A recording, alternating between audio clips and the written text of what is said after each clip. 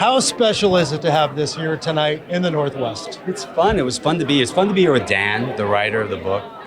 You know, there's a funny thing about, you know, Grant, my producing partner, and I did Catch 22. Big responsibility, big loved book.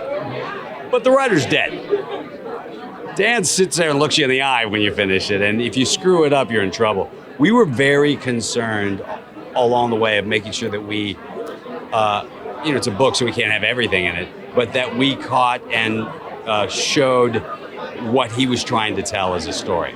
It's important, you know, and that was our goal. And when he saw it the first time, I was more nervous about that than anything. And he and his wife came over and gave me a hug, and then I was like, okay, we're all right. It's a very nostalgic story. Yeah. Did you always want to do a sports movie? I love sports movie.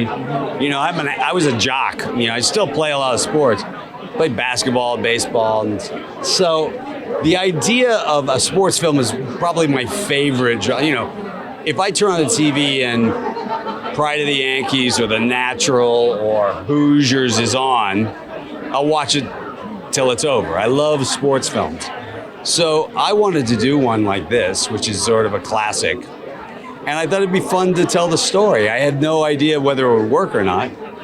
We've been pleasantly surprised by the reaction so far.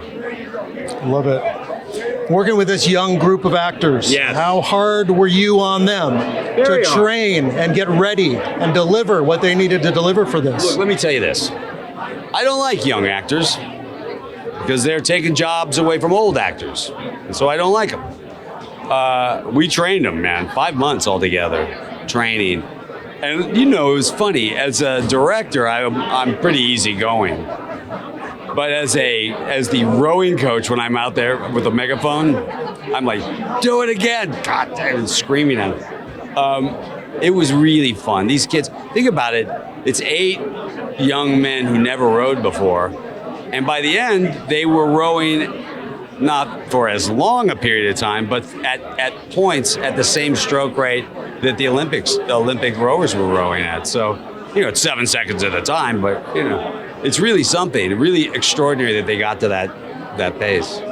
You spent some time in the boat with them, really? Well, I'm in a yacht next to him, a heated yacht with a glass of champagne and a shot of tequila on the side, you know. But, you know, I suffer too. No rowing for George. Come on. I'm 62. Come on. I gotta ask you about Norman Lear. You paid a nice tribute to him. What do you remember most about knowing and working with him? He's 101, and he was the youngest man in every room he walked into. I loved him. He was a dear friend who we had dinner with not long ago, and he made dinners magical. And he was always curious and always optimistic, and it was all the things that I'm envious of. And he teaches you how to grow old in the best way, you know, and he'll be missed.